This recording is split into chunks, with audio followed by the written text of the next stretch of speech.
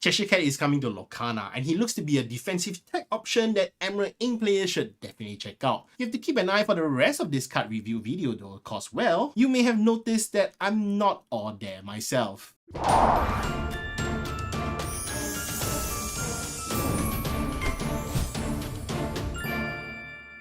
Hi everyone, this is D7 from Mushu Report, where we cover all things Lorcana. And we just got a brand new card review from Disney Lorcana on the weekend for the very first time ever, which I'm hoping is only because it's April Fool's Day, cause weekends have been great for me to catch up on naps and prepare for other videos so far, like this sleeves video I've been working on and hope to get out soon. So if that's something you'd like to see, do subscribe.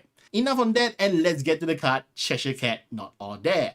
Cheshire Cat Not All There is a 3-cost Emerald Ink character with 0-3 stats, and he has Storyborn as his only character type, which is kind of interesting. If you look at the list of character cards on the wiki, that is the very first character card that only has one single character type. It should have been perfect card to get something like a cat character type, for example, but like Tigger Wonderful Things, I think that the character types are gonna be more unique than expected. He's also the very first character that has 0 power stats, which is fine because he has the lose something ability where when this character is challenged and banished, banish the challenging character. This ability is pretty similar to Cruella the View, which also triggers when she's challenged and banished, just that she returns a character to hand instead. Cruella is a lot more versatile since you could use her to return your own characters to hand for combos like with Lady Tremaine and Maleficent. However, for the most basic use of the card, Cheshire Cat is pretty decent at what he does, which is to take out an opponent's character. After all, Cruella only sends characters back to hand, so if your opponent had a character that was a threat, Cruella can only send it back to hand and your opponent can just bring it out again the next turn.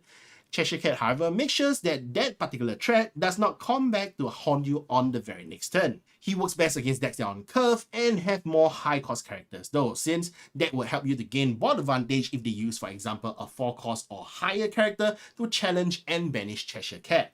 And although we don't know how many at the moment, assuming Cheshire Cat has at least 1 law, then the opponent does have to take out Cheshire Cat, or you can just use him to gain law every turn. In a way, he functions kinda like an evasive character, like Goofy from earlier this turn.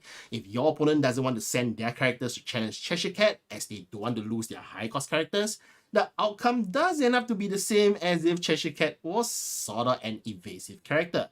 Cheshire Cat's weakness though is when you're playing against weenie decks, or basically decks with many low cost characters. Remember that Cheshire Cat's ability only triggers when challenged and banish. So the best way to take him out is to use a bunch of low cost characters to challenge him and you'll only lose the last one. Even if you have 3 Olafs on the field challenging Cheshire Cat would do no damage to the 3 Olafs since he has 0 power and you only lose the very last Olaf that challenge and banish Cheshire Cat. Of course, there's always Captain Hook, who I assume will be the best 1-cost character in the first chapter.